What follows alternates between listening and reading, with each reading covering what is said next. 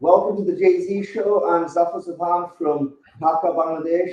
John Danilowicz is joining us from, well, I don't know, an undisclosed location, or are you still outside of Massachusetts, Boston, Massachusetts? Well, I'm physically in Massachusetts still, but in spirit of the holidays, I'm on Fifth Avenue, I guess, in New York City at the Macy's Thanksgiving Day Parade. So we celebrated Thanksgiving here in the United States yesterday. So we're Yes. all in that kind of turkey hangover, shopping bonanza, getting ready for the Christmas season. I see a turkey of sorts behind your right shoulder. What am I looking at? Yeah, that's one of the, I guess, the floats in the Macy's Thanksgiving Day Parade. Okay, excellent, super. Yes. Um, Now, on the subject of Thanksgiving, I'm not sure how people would look at this, but these have been, since we last spoke, these have been very news-rich times in Bangladesh. The big story, of course, is the conviction of Sheikh Hasina in the ICT of crimes against humanity and the death penalty, which was uh, meted out to her by the judges. What are your thoughts on that, John?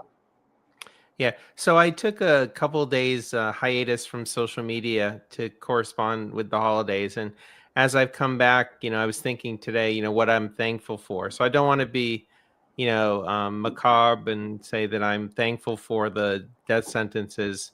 But I am thankful to see that the accountability process is moving forward in Bangladesh. And this was long awaited.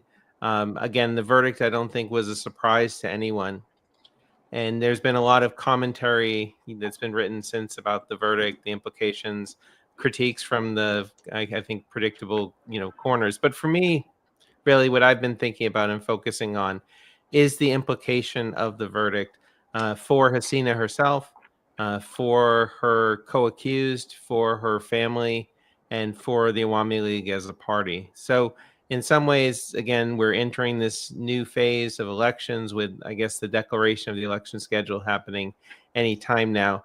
And I think it is significant that Sheikh Hasina is now not just accused of having committed crimes, but she has been convicted in multiple courts on multiple charges. Those verdicts and those processes can be subject to criticism. There could be retrials in the future, but nonetheless, I think it was a significant milestone. Yeah, I mean, I have published a number of pieces across the spectrum of opinion in Counterpoint, which is my weekly newspaper. And it is, of course, a difficult subject to address because, on the one hand, you have someone who is almost certainly guilty of the crimes of which she is accused. At the same time, there are legitimate uh, criticisms and critiques which can be levied against the process. So it's a complicated issue to pass. I think I too lean into what you have said, that ultimately what this speaks to is two things. One is accountability. So I think it's very important that the message be sent that there will be accountability for crimes committed, high crimes committed while in office, which was never the case in the history of Bangladesh. Secondly, I think it is also important that the victims and their families receive some measure of justice, which is again something which is fairly unprecedented in the history of Bangladesh. Certainly, there are issues with the defense which Sheikh Hasina received, but at the same time, I also think it's important to contrast or compare this judicial process with the judicial process which was brought in the ICT earlier for the war crimes trials. And my understanding, talking to lawyers, talking to people who are very familiar with both sets of cases, is that the evidence presented in this particular case, was far more persuasive than the evidence in the past. And in that sense, the judicial process holds greater water, perhaps, than some of the ICT trials in the past. I think the final point, which is important to raise, is that Hasina is not here. it's not as though this verdict is going to translate into her being executed, whereas, of course, in the past, a lot of these verdicts did translate into people being executed. So in that sense, the import is less, and I think it's important. In a way, it solves the problem. It sends the message without actually having to deliver or what's the word I'm looking for? To actually carry out the verdict. So in that sense, she remains safe in Delhi, whereas the victims and their family also receive some measure of recompense, some measure of justice. Right, and ultimately, if you look at the implications of this, it's hard for me sitting here in Massachusetts to judge what the reactions are on the ground in Bangladesh. But certainly, from what I've seen, it doesn't appear that there was a huge reaction from her previous supporters or current supporters, her party. There was some noise, some threats before the verdict, but not much has happened since. The No, verdict, that's though, I think, absolutely right. yeah, Yeah. yeah, and No, that's then absolutely right. And we were worried about that. We were concerned, is there going to be unrest? And I think the whole nation really sort of breathed a sigh of relief that didn't appear to be the case. And again, that's something which is new. So we're hopeful. The whole point of all of this is we're trying to move into a new day here in Bangladesh. So that's the kind of idea. And the hope is that this is an integral part of that journey we're taking in Bangladesh. right, and the other thing is that there's so much happening in Bangladesh. The other thing I monitor a lot is what's happening online, and certainly people online moved on to other issues that have come up in the days since, and that news cycle is continuing. The other thing I would say though is that the verdict was an opportunity for the international community, international media to again pay attention to Bangladesh, to return to Bangladesh for basically an update on the story from the July Revolution.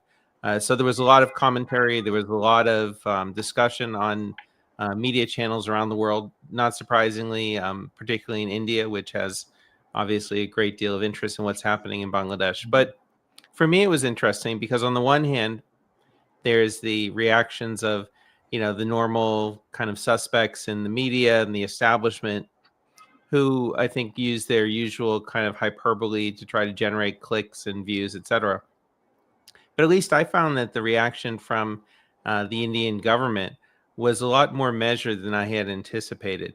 And if you look at it over a kind of a longer period, I think there have been several signs that the Indian government is hedging its bets a little bit. And if I were Hasina or her supporters, I probably would have been disappointed with whether it was the reaction from the MEA, the reactions from the government, and just even in terms of symbolism. For example, the fact that Bangladesh's national security advisor visited New Delhi within days of the verdict, and by all accounts had productive discussions there. So I think it was significant in terms of giving an indication of how some of the regional kind of approach from India might be shifting.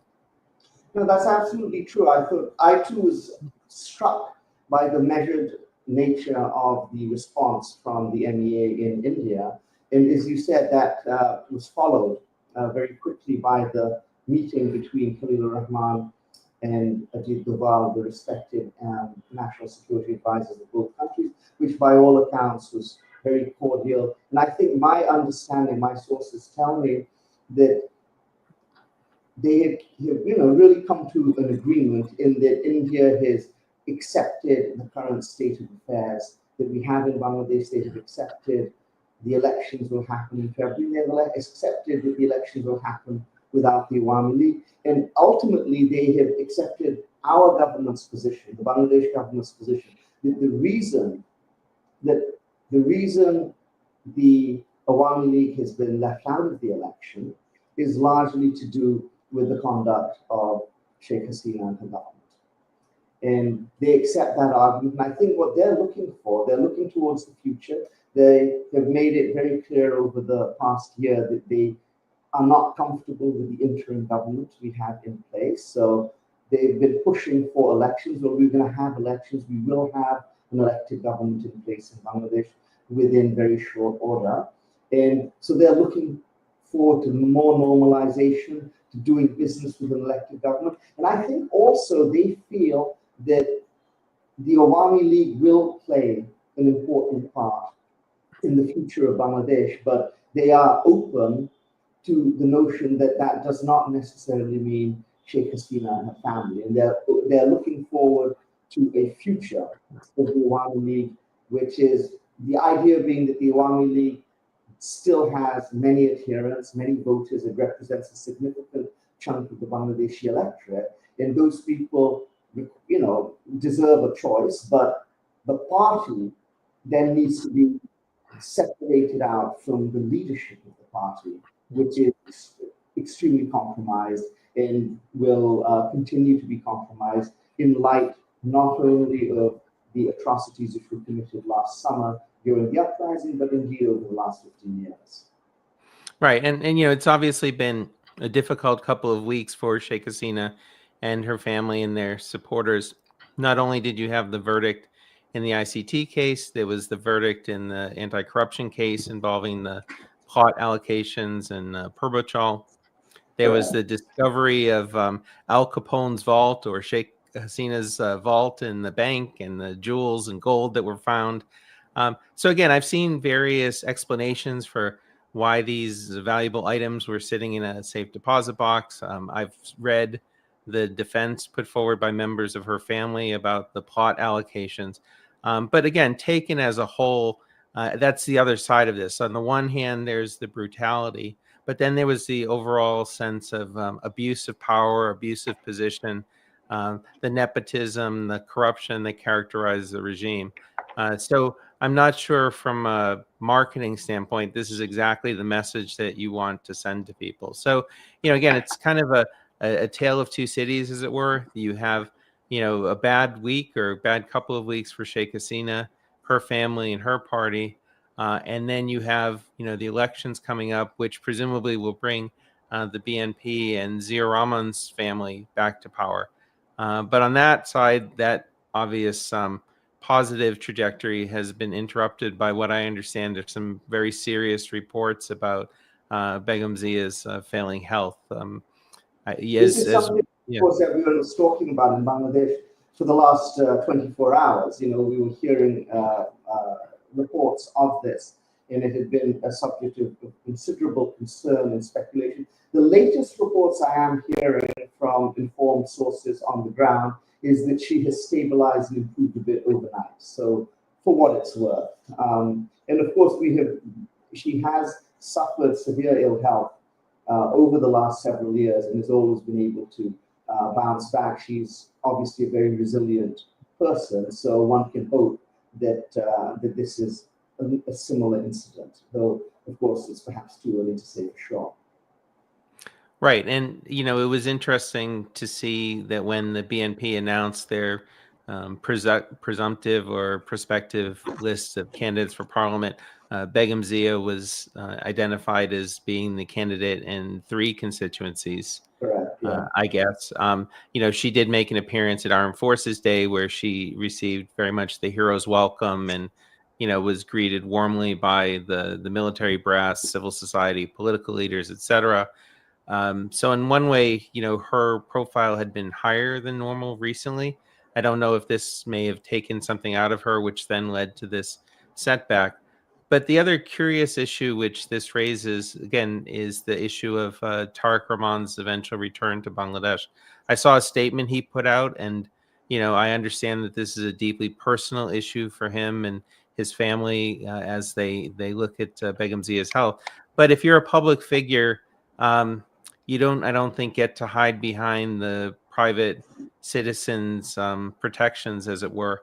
While it might be prying for you or I to talk about each other's family and health issues, if you want to be the next prime minister of Bangladesh and you're preparing for an election campaign, I think it's only natural that people will ask these tough questions about not just the transition within the party and the leadership, the relationship between Begum Zia and Tariq, but again, the question that's lingered out there for months is, why has he not yet returned to Bangladesh?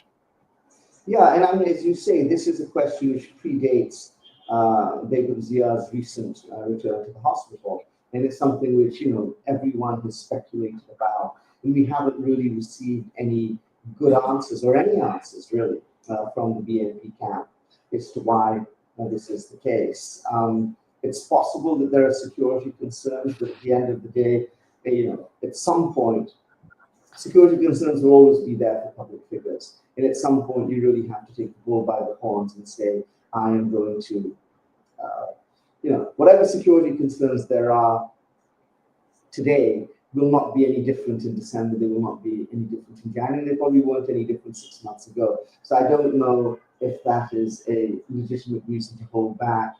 The security concerns will remain, and that's something we're just going to have to deal with. It is possible. One theory I have heard is that they're trying to, that in this day and age of social media, of the very short news cycle, the fear is that if he comes too early, it kind of jumps the gun in terms of the momentum which will be created. And then the idea would be you hold off as long as you can, and you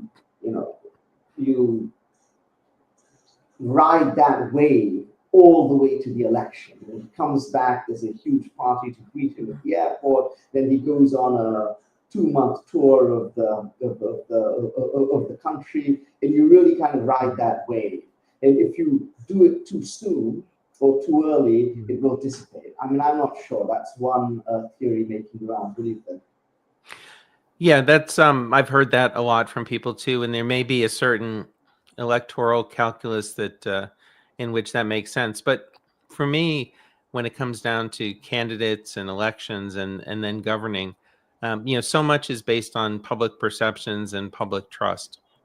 And you have to have, I think, a good gut in terms of being a politician, in terms of sensing what that mood is. So my disadvantage is I'm not there on the ground in Bangladesh, whether it be in Dhaka or elsewhere. But I can only imagine that, people are eager to get to know Tariq Rahman more than through, a video screen or more than through, a Zoom call, that they want to reach out and touch him. They want to interact with him directly. He could end up coming back to Bangladesh at a very difficult time. Again, if Begum Zia's health doesn't improve, I'm glad to hear there were some reports that she stabilized. But, for somebody of her age and with her, health conditions, the long-term prognosis obviously is, very dicey. So it would seem to me that the sooner he can come back, the sooner that he can start building those relationships and building that trust, ultimately the better for him, not just for the campaign period, but for preparing to govern as well. And inevitably, when people think about Begum Zia and Tariq or Sheikh Hasina and her family, it's a hyphenated, right? It's about the two ladies, the battling Begums, -2. So many times in so many different ways, the formulation has always been, looking at one in the light of the other. And people are going to make those comparisons. So I think given some of the challenges that Tariq faces, this is an opportunity for him to reintroduce himself to the Bangladeshi people, to the international community. And as I say, you only get that, one chance to make a first impression. So I hope that he and his advisors are really thinking through their options and what is best, not just for him as a political candidate, but for him as a son, as a member of a family, and for him as a prospective, prime minister of, the 8th largest country in the world. Exactly, and I think another crucial element of this is that, there are questions as to what the extent of his control over the party is. And I think it is very important that if he comes back, one of the things he can do is it will really cement his control over the party, which is necessary because, of course, party discipline is important. We hear a lot of reports of, BNP operatives involved in petty corruption, involved in extortion, and then the idea being that if he's here, that's something he can really deal with. It's been dealt with to some extent over the last year, but obviously it's something which he could really do more of when he's here in Bangladesh, and he really needs to be able to do that because, of course, a big part of his being able to govern effectively has to do with the discipline and control he has over the rank and file of his political party. As you say, he needs to, of course, reintroduce himself to the Bangladeshi people, and that's very important, reintroduce himself to the international community, but also I think it's very important that he needs to reintroduce himself in a different context to his own political party, because his political party, at the end of the day, is going to be the apparatus through which he exercises governance, he exercises his authority over the country. The two things cannot exist in isolation. I think also there is a big what's the word, symbolic benefit to see, again, for people in the party, even people in the country, to see that, to see the things passed from Khaleda Zia to him, because she remains, she's a two-time prime minister, so 2 times, yes, and remains very well respected across the political spectrum, I would say, and in the country as a whole. So people seeing her sort of pass the baton over to Tariq in that process being undergone in public, I think would be helpful, both to him and for the country as a whole. Right. Well, I know that both you and I are sports fans, and for me, I can think about this in a couple ways. Whether it's Tariq Rahman as a player or as a coach or a general manager, it's one thing. It's one thing when you are evaluating talent at practices or at tryouts. Somebody might, be the fastest, 40-yard dash, or might be able to lift the greatest amount of weight, and they look great on paper. But you have to actually watch them in game conditions to really judge, particularly in a team sport, because you can't just look at people individually. You have to look at how they work together as a team. So Tariq Rahman as a player has been, in the practice field. Now he needs to come back and get on the main field and play the game. But I think even more importantly, if he's the coach or the general manager and he's evaluating talent, he has to see his people as they're working, interacting with others, on the ground. So it's very different than the Zoom calls or the Zoom interviews he may have had with people, or even those who have made the pilgrimage to London and have sat with him in a drawing room and had a cup of tea and had a discussion and talked about, their philosophies, talked about their approach to politics and governing. I would think that as somebody who's putting together or thinking about putting together a team, he would want to see those people in action. And as he moves around the country, which presumably he'll do, he'll see his leaders from different parts of the country interacting there. He'll see people working together in groups, and then he may make some decisions which otherwise he wouldn't have. And, there's going to be no shortage of challenges that face the next government. I'm not pre-declaring that the BNP is going to win the election. It's a foregone conclusion. Tariq is going to become prime minister, but I think that's what most people would anticipate. But at a minimum, if that's what he aspires to, then he needs to prepare to put his team on the field, play the game in an environment which is going to be very challenging. Yeah, and I think it's not helped by the fact that over the past few months we have had a number of reports that he's coming. He was going to come in November. Then we now hear, well, it's going to be the first week of December. The latest date I'm hearing is December 15th. I don't think that process of that lack of clarity, that lack of transparency in just having things continually kicked down the line really does much to engender confidence among the general rank and file. And I think there's also a sense that, you get a sense that this is too much like politics as usual in there. We're not being told things. And people want him here.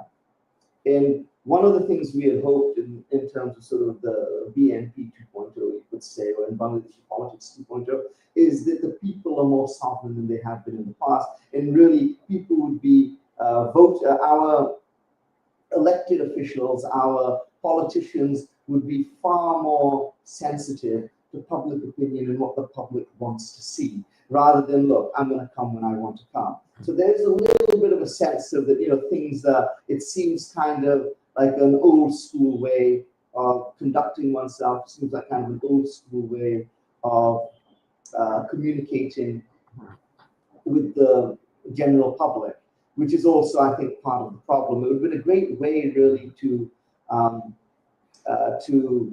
signal that there was change, that things had changed. And I think specifically for the BNP, I've said this before, and getting back to your issue as to who's going to win the election, it's an interesting question. I think this is a change election, okay? I think it's very clear that the Bangladeshi electorate are looking for something different. They're looking for change. They had the Awami League in power for 15 years. The Jamaat and the NCP's argument vis-a-vis BNP is that the BNP is not changed, that the BNP and the Awami League are two sides of the same coin, that they are the parties who have ruled Bangladesh for the last 52 years. And if you really want change, you're not going to get it through the BNP. And that is the message which is coming from the other two parties. The mantle of change, I would have thought, one would have thought, would have been something that the NCP could have donned, because of course they're the young party, they're the new party, they're the party which is the lead in the removal, the ouster of Sheikh Hasina and the Awami League a year and a bit ago. But they have not really been able to capitalize on that for a number of reasons. And interestingly enough, Jamaat has done a very good job of portraying itself as the change party. They're the ones who are saying, well, look, if you want change, you have us. And this is a party which predates, forget about predates Bangladesh, it predates Pakistan. But they have been able to, I think, successfully capture that sense. And you see this in the opinion polls, where they're very popular with younger voters in the ages 18 to 24. So to the extent that the BNP is going to be successful in this election, I think it has to also present itself as a change agent. They have to say, look, yes, the BNP of 2001 to 2006, we made mistakes. And yes, we are an old political party. And yes, we are part of the ruling duopoly that has run Bangladesh for these last 50 years, one way or another. But this is 2025, this is 2026. We are now a new party, and the face of this newness is Tariq Rahman, and the face of this newness, the evidence of this newness is how we're doing business. And if they conduct themselves in that way, I think that's really the goal for them. And so I think that being the case, it's very important, because right now, I think what they're fighting against is the public perception that the BNP today is the BNP that it's always been. Right. And you would also think that if the parties themselves were interested in change, that change would begin at home. So I would throw Jamaat into this as well. Talking with some friends in Jamaat, there's also some frustration from people within Jamaat as well, that while the public image has changed, internally within the party, a lot of the structures haven't changed. That some of the more progressive voices within the party have been frustrated in their inability to get the party to move on key issues which they think would resonate with the voters. And then within both the major parties, again, my BNP friends will hate my lumping them together with the Awami League, but in neither party do you see a willingness and ability for people to openly challenge the narrative. So certainly with the Awami League post verdict, whether it be in the ICT case or these corruption cases, we've yet to see any significant break from Awami League leaders, whether those in Bangladesh, those in exile, distancing themselves from Hasina and her family. They have remained in lockstep. And within the BNP, again, there's been very little public criticism, very little public debate over these internal party matters, even though, again, both you and I'm sure, have had many private conversations with people from whether it be the BNP or the Awami League, in which people continue to express frustration about the leadership's lack of responsiveness to voices from within the party that call for some change. Yeah, absolutely. And I mean, I think that's really it. I mean, if we want to see change in Bangladesh, I think we all know what that change is going to look like. The change is going to look like people having the courage and the freedom to challenge their party leaders. It looks like the newspapers being free to criticize policies taken in a really try and hold the powers that be to account. And we've talked about reform, and of course there's been this huge reform discourse over the last year and a half, the last 15, 16 months in Bangladesh, and now it's culminated in the July Charter, it's culminated in the referendum, which is a little bit confusing, but it's all there.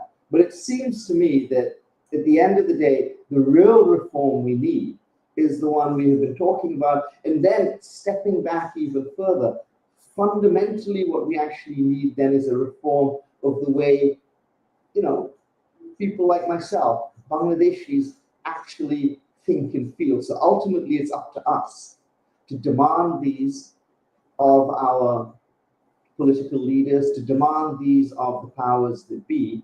And I think if we continue to do that, that we will get that reform which we're looking for. So far, there have been half steps and half measures, and we were just talking about that. But hopefully, in this election season, we will see more responsiveness. It's going to be very interesting. And that's, of course, the final reason why we want to see Tariq back here in Bangladesh. It's kind of like this, this sort of waiting for Godot type situation. Everyone is waiting for the other shoe to drop. Nothing really happens until he gets here. We're kind of in a holding pattern as far as I see. And I think that's it's important to really sort of move on to the next phase of our political evolution. It's very important now that he comes here, that until he gets here, we're kind of all just treading water. Yeah, I think that that's clearly the case. And once he arrives and once that next phase starts, my sense is it'll be pretty fast and furious. So I've been resting up over these last few days. I hope you've had a chance to take a break as well, because it looks like over the next couple of months, it'll be coming at us all pretty fast. I think so. And on that note, thank you, John. Thank you to our viewers for tuning in. This has been Zafar, Sobhan, and John Danilowicz, the Jay-Z Show.